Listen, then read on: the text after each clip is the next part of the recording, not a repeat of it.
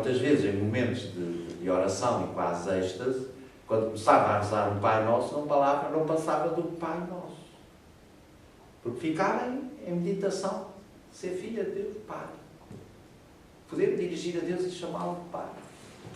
O que irritava as irmãs, não é? Queriam continuar a oração, ela não avançava. E isto também é verdade. Um santo na comunidade dá muita dor de cabeça à volta. É bom que a gente tenha consciência disso. Um santo na comunidade põe-nos ao rubro de vez em quando. Porque a gente não está àquele ritmo e a coisa... Mas pronto, eles também precisam de quem os martirize. Devem se santificar. Não, isso é verdade. Acho que foi quando foi a canonização de um santo atual. Estava lá na canonização de quem ainda era vivo, um dos que tinha sido superior. Por visto, tinha sido quem cheta com ele.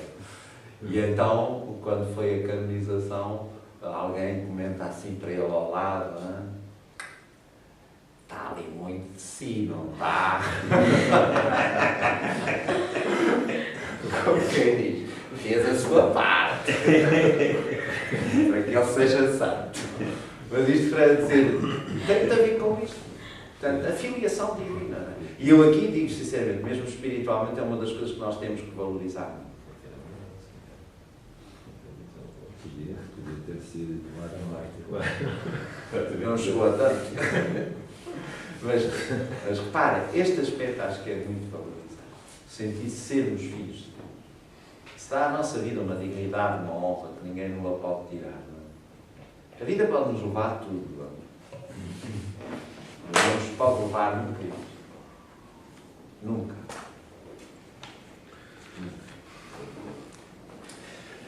A filiação divina, templo do Espírito,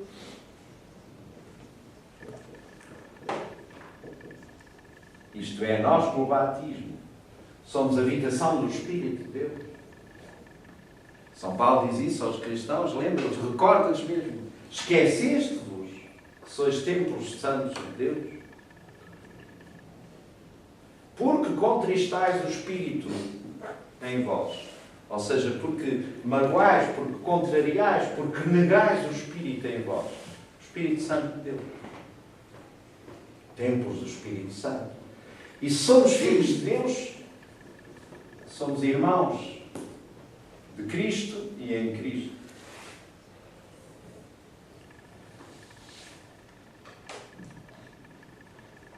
E se somos filhos de Deus, e se somos templos do Espírito, e se somos irmãos de Cristo, somos também membros da Igreja.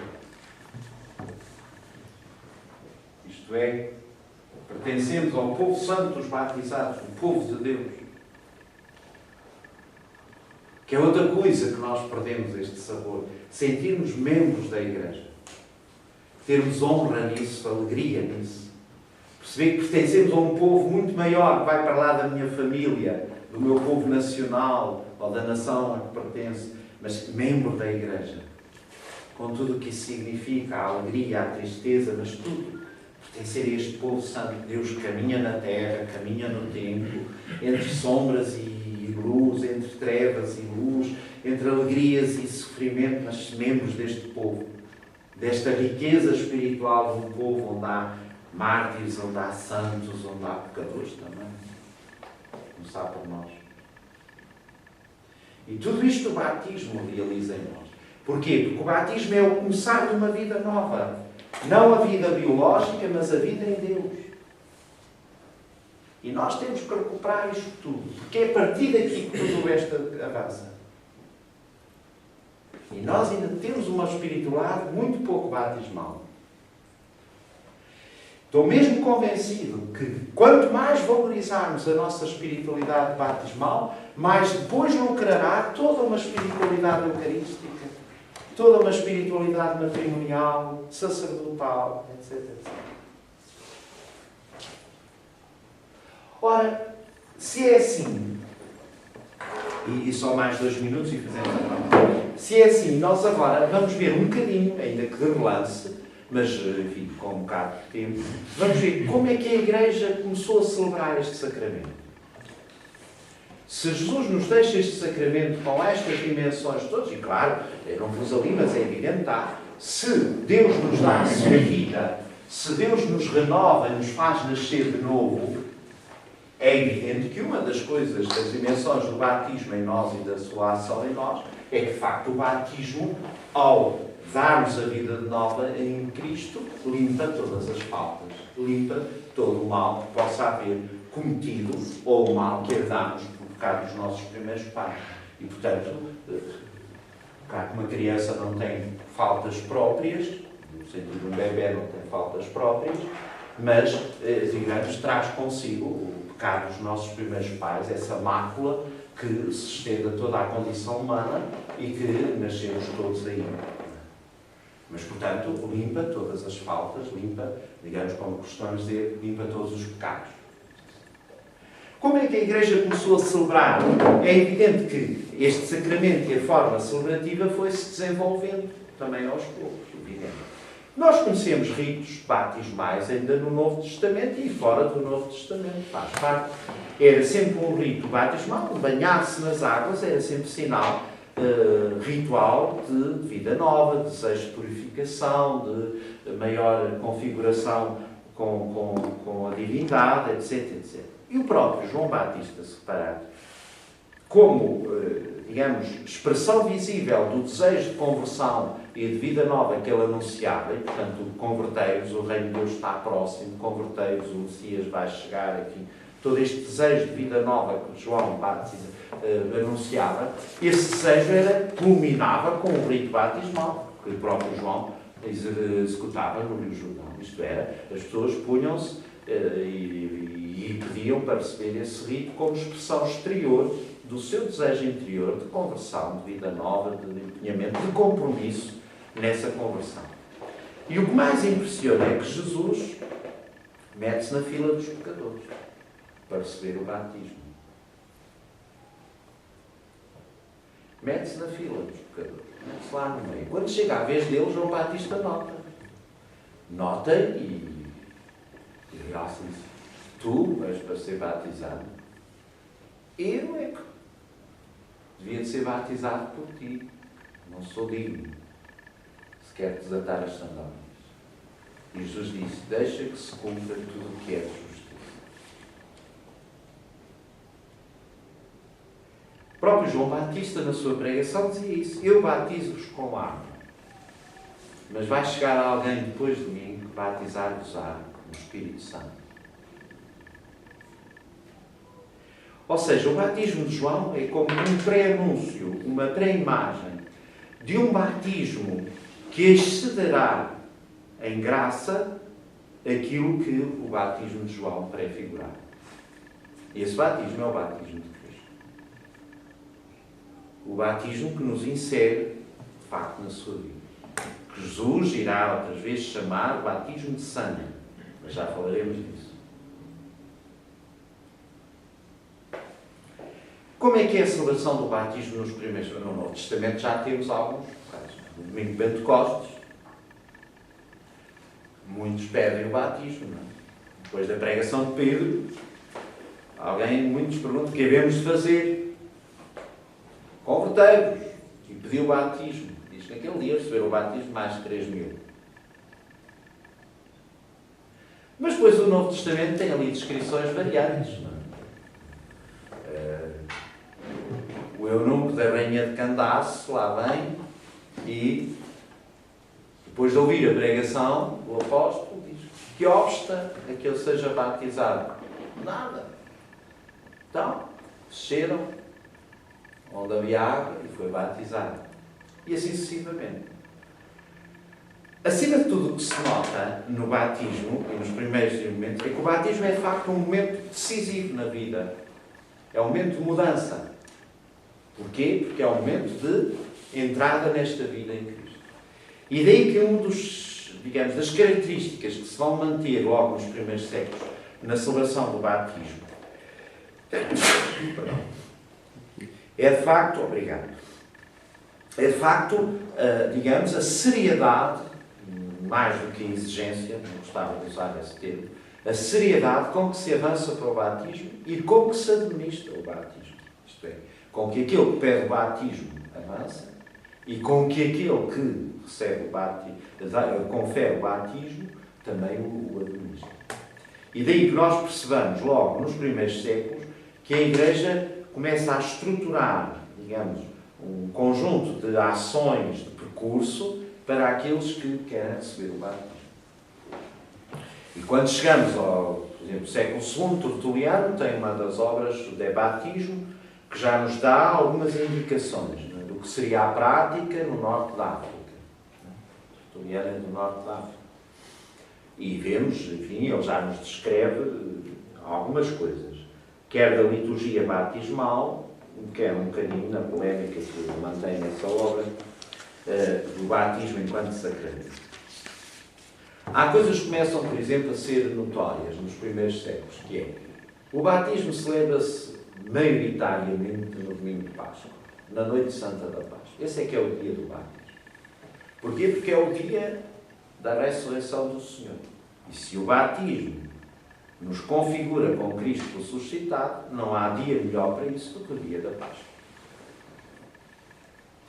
E Tertuliano já fala disso.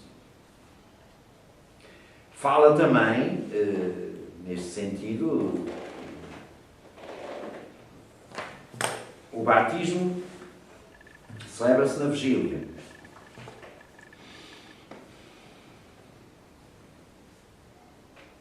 E uma coisa importante que aparece logo, isso até antes de Tertuliano, nas primeiras afirmações de fé, é de facto a fórmula batismal, bem como a fórmula da profissão de fé. Fórmula batismal, eu te batizo em nome do Pai, do Filho e do Espírito Santo. É, logo, parece um novo testamento. A profissão de fé, é aquelas perguntas de facto sacramentais que aparecem logo nos primeiros séculos. Crês em Deus Pai Todo-Poderoso, Criador do céu e da terra? Sim, creio. Crês em Jesus Cristo, seu único Filho Nosso Senhor, que nasceu da Virgem Maria, morreu, foi sepultado e ressuscitou, está à direita do Pai? Sim, creio. Crês no Espírito Santo, na Santa Igreja? Sim, creio. Estas são as três grandes perguntas que aparecem logo desde os primeiros séculos. Mas qual é a realidade da Igreja nestes séculos primeiros? Bem, é uma realidade de uma Igreja que, não digo que seja de catacumba, mas é de uma Igreja perseguida, de uma Igreja que não pode afirmar a sua fé à luz do dia, com liberdade, com calma, etc. E o que é que nós assistimos? Assistimos, de facto, que nos primeiros séculos as adesões ao cristianismo eram maioritariamente de gente adulta. Embora na Igreja sempre tenha havido batismo de crianças. Sempre. Mas seriam crianças filhas de pais cristãos, digamos assim. Mas a maioria era homens e mulheres adultos. E tudo isto vai mudar ainda mais e se vai acentuar a partir da paz de Constantino. A partir do ano 313, quando Constantino dá a paz à Igreja, a coisa ainda se agrava no sentido mais que é, como não era já crime ser-se cristão, o que vai suceder é que as comunidades cristãs vão ser, digamos, abordadas por centenas e centenas de homens e mulheres que pedem o batismo.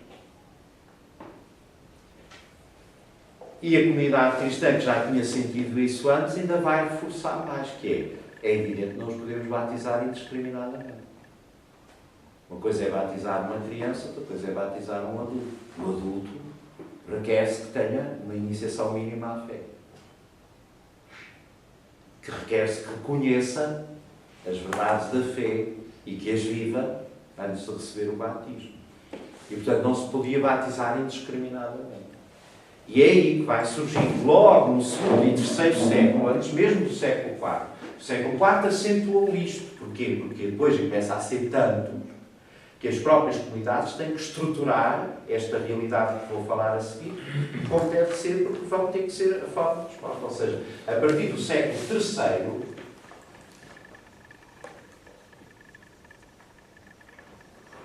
começa a ter-se, estruturar-se o que se chama o catecumenato. E o que é o catecumenato? É o tempo de preparação espiritual, conversão de vida e adesão a Cristo até chegar ao batismo. Até receber os sacramentos da iniciação cristã. E, portanto, é um tempo, muitas vezes, na média, levava 3 anos, em que os candidatos a ser cristãos e a receber os sacramentos da iniciação cristã, durante esses 3 anos, faziam todo um caminho de conversão, de vida, de hábitos, de conhecimento da mensagem e da história da salvação, da vivência dos valores cristãos que o começavam a transmitir, e que só depois disso, como iremos falar depois na hora a seguir, eles se podiam abeirar e podiam receber os sacramentos da iniciação cristã.